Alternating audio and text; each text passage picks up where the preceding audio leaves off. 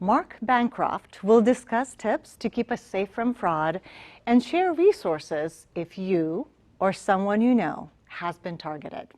Let's welcome Marc Bancroft. Hello, everybody. Thank you for having me today. I really appreciate that. Again, my name is Marc Bancroft with San Diego County Credit Union. This presentation is brought to you by SDCCU. We're one of California's largest financial institutions, and we've been around since 1938. And we share a lot of we share with the local communities a lot of tips on how to stay safe and how to protect yourself, especially during these times. So today I'm going to spend some time on scams and how to protect your finances during coronavirus in particular. So that'll be our focus. And I look forward to answering any of your questions at the end. Thank you for having me at this Tech Fest. I'm really thrilled to be here. So we'll go ahead and get started here. This presentation will be about 20 minutes long, and then we'll save about 10 minutes for your questions. Okay, so here we go with scams and how to protect your finances. By the way, here's my information too. I put my email up there because sometimes you may have a question that you may want to ask privately. Feel free to go ahead and send me an email at mbancroft@sdccu.com. Incidentally, I used to work in the branch. So if you do have any questions about anything related, we're a full service financial institution. So if you have questions about mortgages or car loans or anything like that, I would love to be your resource as well. You can feel free to reach out to me. So we're going to go ahead and get started on the first slide here. And this is about scams and how to protect your finances. Notice you see the little lock on that screen. We want you to remain safe and keep your private information locked. Scammers are always looking out for opportunities to take advantage of any type of vulnerabilities in the system. It could be even our iPhone not having the latest iOS update, right? You probably have seen that in the last month or so. There was alerts about updating your iOS if you had an iPhone or an iPad. These types of activities, you want to make sure that you're on top of making sure all your latest updates are kept on our devices, our peripherals, right? So our iPhone, iPad, if we have an iPrinter. And during this time, in this last 18 months or so, there's been a surge of online activity, myself included. I've probably done more than 50% of my shopping compared to maybe 10% online.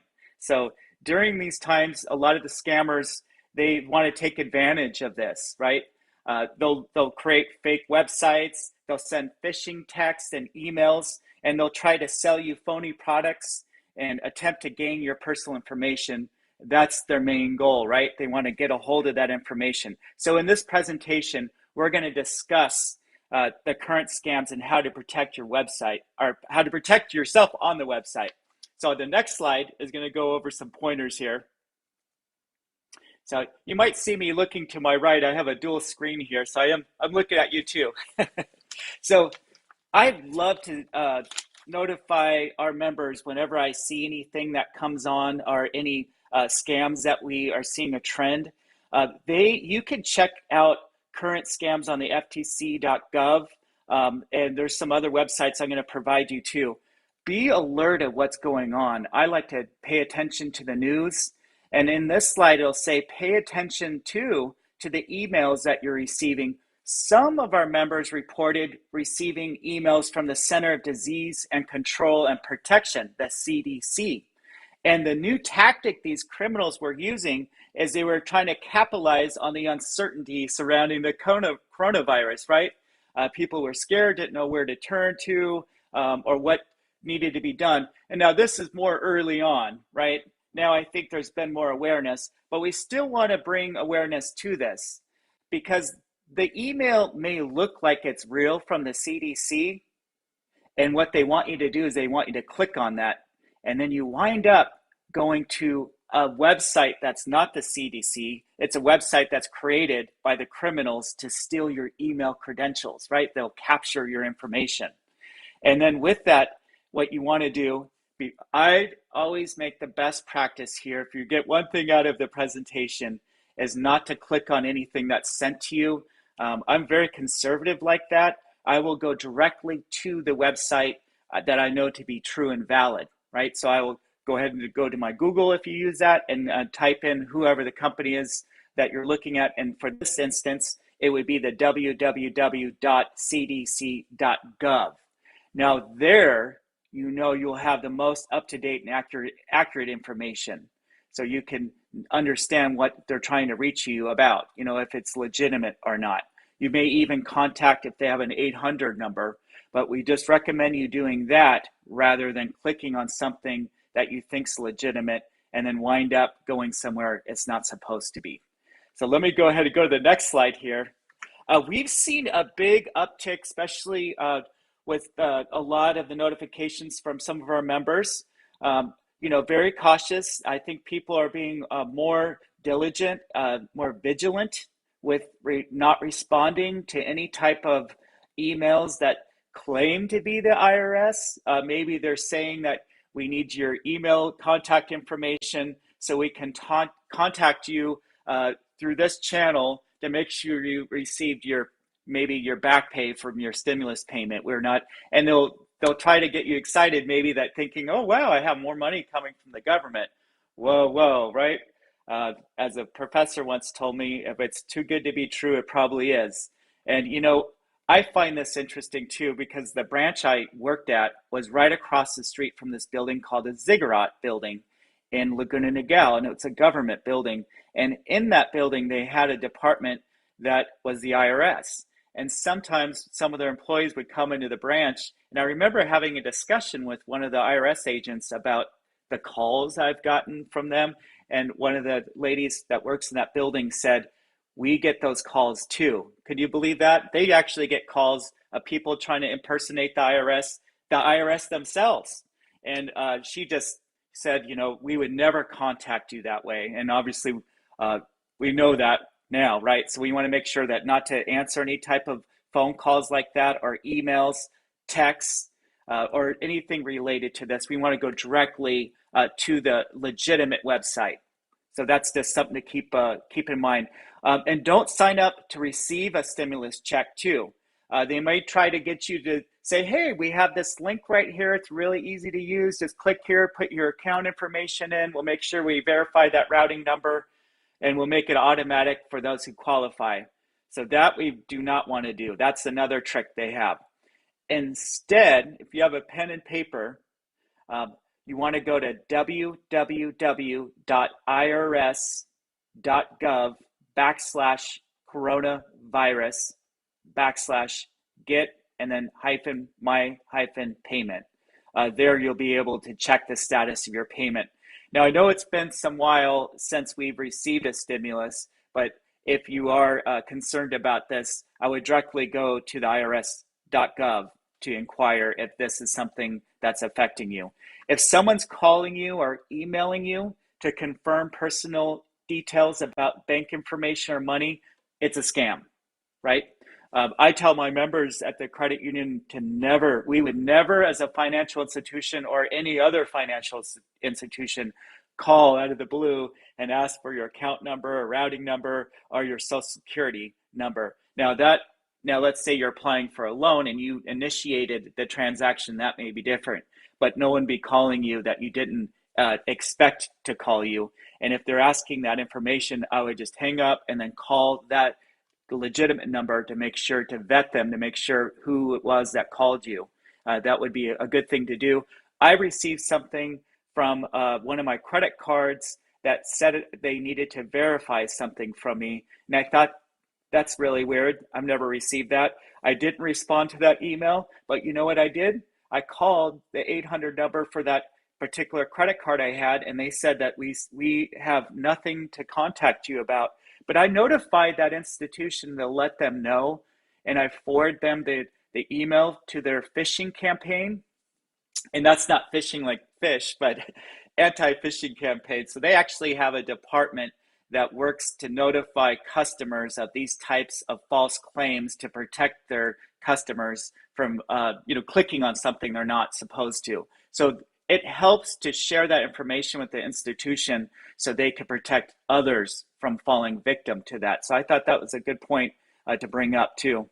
And on our next slide, we'll go here.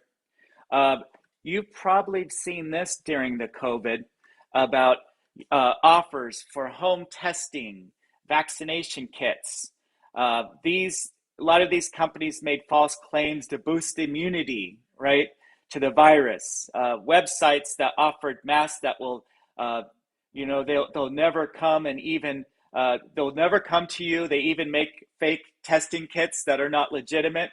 So at this point, and at the time that this was written, there was no vaccination. However, there's a vaccination now, but there's going to be no boost for your immunity, right? So there's no boost kit for that, So anything that claims to make that go away. I know there was some crazy claims about going into a jacuzzi to rid yourself of all the antibodies, or, take this magic pill. Before falling victim to anything that is too good to be true, right? I know we want to protect ourselves and our family. Best thing to do in this scenario is just contact your doctor's office or local government to see where you can get tested or what they're offering. A lot of us have, been vaccinated or planning to get vaccinated or whatever you want to do as far as that's concerned. But you're not going to find a magic boosting immunity to the virus. That's not available. So a lot of us know that. Just wanted to share that with you. It was just some crazy claims that some of these companies made. Don't believe them. It's not true. They were just trying to exploit the situation. And on the next slide, I wanted to go over practicing, especially this time of year. I know there's a lot of great philanthropy and a lot of great causes out there. You'll see, toys for tots and chips for toys and a lot of children's hospitals and different things that are providing some great resources for donating, right? Be very cautious of this. We want to make sure they're legitimate. Never donate by gift card. I know a lot of us, myself included, are very eager to help. Very eager to help. We want to help out as much as we can. I came across a great website, and it's a great website to check a charity, and it's called Charity Navigator. That's CHARITY, and then separate word Navigator, NAVIGATOR. You can go on there and you can check the ratings, and it'll provide if that nonprofit aligns, and even if it aligns with your passions and values. But I thought that was a great one to look at. So you could check that out. Or you could check their status with the IRS as well. So there's many different ways that you can do that. But if you ever feel, let's say you're contacted by phone and you don't agree to donate money without, making sure that, don't agree to send money without further vetting who that is. And particularly if you feel pressured, this is a red flag rather. Don't ever make a donation when you feel pressure, especially over the phone. Be sure to ask how much your donation will go directly to the program that you want to help. And then go to verify, as I was telling you about the Charity Navigator. Verify that their website is legitimate, right? I'd recommend doing this beforehand. And many of us are eager to help the less fortunate. Especially during this time, and many scammers know, with a lot of people that maybe have lost their jobs or been out of work or maybe didn't have the means to supply, to provide for their families like they like to. Just remember to do your own research before donating, because you do want to make sure the dollars actually go to that good cause and not go to, someone that is taking advantage or a criminal. So make sure you do your checks on that. Here comes the next slide about being careful with giving personal information. Don't give out your personal information. Once your social security number or account's out there, it's out there for good. So we want to be sure not to provide credit card numbers, social security or account bank account information to callers or unsolicited. Let's say you get an unsolicited call, text, or email. Just as in the last presentation, he was explaining how a lot of bad actors will send those types of scams through means of email or fake texts. I get so many of those on my phone. I just know to delete them. But it's a trick they try to get you to get personal information, and sometimes they'll even have the same area code as you, and you're thinking, oh, okay, well, it's an 858 number. It's a local number. It comes up. You're thinking that it's someone that maybe and you answer. They're trying to get that. If there's any call that I really need to take, if the person leaves me a voicemail, I'll get back to them if I don't recognize the number. Probably the best practice. If you don't recognize it, don't answer it. And also protect your passwords, account information. We never want to give that out, as they can gain information, right? Or they could sell your information to other scammers. Your information has a value on the dark web.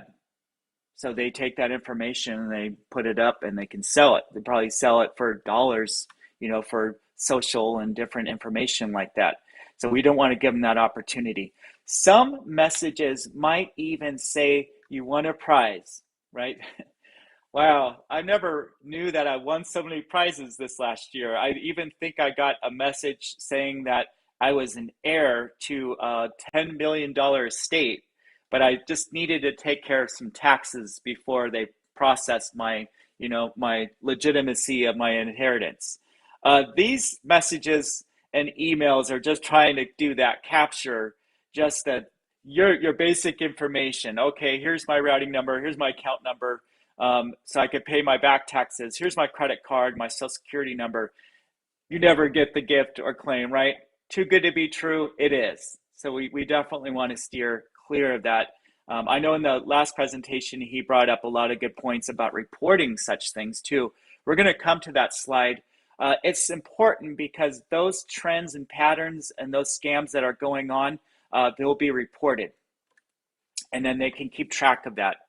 And even to the point where you've seen, beware of the coronavirus stocks. I don't know if any of you have received any type of strangers that have emailed you that are urging you to invest in a hot new coronavirus stock. In general, it's best to avoid penny stocks. These are stocks trading for less than $5 per share. And probably even more true is now, because many of those promoters of penny stocks they're praising these small little companies with COVID-19 angles. And they'll say things like, this is the one about to release a cure for the virus. Don't fall victim to these schemes. They rarely end well. Know that there are plenty of legitimate companies that are addressing the coronavirus, and you don't need to take any risky bets. So when it comes to anything that's related to investing, please consult with your financial advisor, right? You always want to run that by them. They're licensed to perform such duties, so they have your interest in hand, and they want to make sure they make the prudent decisions for you, right? With SDCCU, we do have a comprehensive a complimentary financial advisor that can look over your finances if you wanted to get a second look. We have those in all of our branches too. Or if you're working with a financial advisor, if you hear something too good to be true, maybe even from a neighbor or someone telling you, oh, buy this stock or make this is going to be the cure to the virus, or this is the next best thing, always you want to bring it to the experts, right? So something goes wrong with my car, I won't try to fix it. The cars are too sophisticated now. I'll bring it to a specialist who knows the engine and can connect it to a computer to do diagnostic tests. Same with your financial health. We don't want to leave that to chance. So we want to be very careful. We work very hard for our money. We don't want to give it to criminals or fraudsters or too good to be true deals that people are throwing at us. We know that to be very cautious. And then the next slide here, I'm talking about, you've probably seen a theme all morning. The theme has been avoiding clicking on unfamiliar links. Uh, I make the habit of checking on links that I don't recognize. For best practice, I just go to the legitimate site from whoever sent me that and then make sure that I'm doing, if they had me apply for an application, if I was doing a refinance and something was sent to me, I would instead go to their website and upload the information on their encrypted, secured website to make sure that it's protected. Check the sender's address. Make sure the contact name is the actual email they're sending from. I know, particularly in real estate, we have been cautioning our borrowers, particularly during when you are putting monies into escrow. I've heard stories where the fraudsters, and however they get clever on intercepting emails that may look like they're from a legitimate title company, and they may even try to mock the email, and maybe it's a dot com instead of a dot com or dot org, or however they change it. It isn't the person who you thought asked for that deposit or your earnest money for your new home purchase, right? So in times like that, particularly because there's a lot of pressure, if you're making a purchase or you're putting a down payment, make sure that you always are on the phone with those trusted advisors. Many years ago, when I made my purchase, I called the title company and said, is this the email or is this the contact information that I have for you? This is the wiring instructions that you gave me. And then I went ahead and did that based on that verbal confirmation, calling their number that was listed to make sure I wasn't just going to willfully send money without checking. So don't click on anything. Double check. If you're on your computer, you can use your mouse and hover closely to inspect the email address before you click on it. I remember working at another financial institution. It was a commercial bank, and I had a borrower who was wiring out money, and he thought it was weird because his accountant always gave him an email and a call before he ever did a wire. Well, this gentleman was coming and doing it, and he only received an email. And he had given me authority to send out the wire as an officer of the bank. And about a minute before the wire is going to go out, I got a distress call from that client, and he said that that was a bogus email. He called his CPA, and the CPA said, I never sent that email to you. That was a lesson that really I've never seen anything like that happen, to really know that they can do things like that, particularly with money. Double check, triple check. That borrower or that client of mine from the commercial bank I worked at, every time from then on, whenever he was instructed to whatever deal he was doing or commercial property he was buying, he would triple check to make sure his accountant, CPA, and whoever the party was that was in fact something they received. He just didn't just send it out. It was a big eye opener. So that's something to keep in mind. And if they send you any type of downloaded files, well, we don't want to download files from unfamiliar people. Avoid those attachments or external emails. A lot of that what it can do is it can insert some malware into your computer, and that creates a big mess, right? Where there's tracking, and it could be where you may not even know some other things might be going on behind the scenes where it's capturing some of your data. So, and if you're unfamiliar with something, let's say that you're even in the office. I know particularly SDCCU has a very robust ITT department, and they alert us on never to click on anything. And if I ever receive something from our HR department or something like that, I always double check to make sure. And I always get an email or response thanking me for doing that, or also get a second opinion. So I always run that by my coworker or manager. Did they receive this information that's asking us, to do something? And it's in an email that has a hyperlink. Now, most of the time, whoever you may work for may say this, you're going to receive an email asking you to do this survey, asking you to provide this information. This is legitimate. But if you don't, I just say, because we always want to protect our assets, to always double check. I come from the school of being extra cautious than making an error. So we definitely want to be very proactive. And on this next slide, this is so important. I was sharing this earlier about reporting a scam to be proactive. When you're proactive about protecting your personal information, it's the best approach to have, and you can stay safe from these scammers. Also, you can report fraudulent emails, calls, and texts to the Federal Bureau of Investigations, at the Federal Bureau of Investigations Internet Crime Complaint Center. Earlier this was shared, but I just want to make sure you have it. It's www.ic3.gov. Again, www.ic3.gov. And the reason why you want to do that is that they'll keep track of those crimes, and they share that. They may share that on your local news. They keep an open fraud internet crime complaint open, so they can hopefully it could track and stop that, but it could also keep track of patterns where you can go on and see what's going on. So the best process when you do provide your complaint, you want to provide the following information. So they'll ask you for this. So if you want to jot this down, the victim's name, address, telephone number, and email, the financial transaction information. What were they asking for? If they're asking for your account information, transaction date, the amount, maybe they're asking you to send money to, account offshore. You could provide them whatever account information they're asking you to send it to. The subject's name, address, email, website, and IP address. And be very specific about how you were victimized with this. What was done, right? You provided them your debit card information, or you sent them a gift card, or whatever had happened, right? You want to provide them whatever you did. So any other relevant information you believe is necessary to support your complaint, you want to have that available.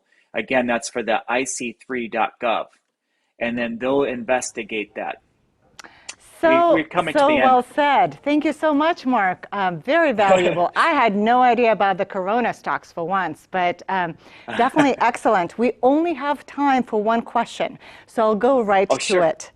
The question is, there's Social Security numbers, of course, we're very protective of, but so many legitimate institutions like financial institutions and medical institutions do require for us to give our Social Security numbers in order to get service. Is there anything we can do to avoid giving it over the internet or giving it in a different way? Do you have anything to say about, we know these are legit, but they're still asking it and we have this queasy feeling. Should I, shouldn't I?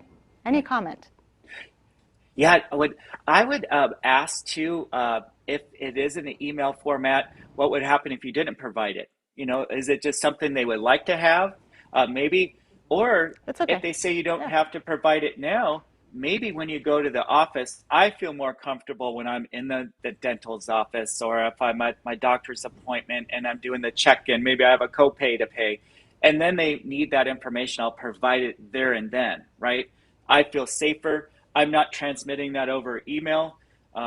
Most of those companies, hopefully, if they're a doctor's office or whatever they may be, I'm sure they have the best intention, but ask if you could do that in person and what would happen if you didn't provide it.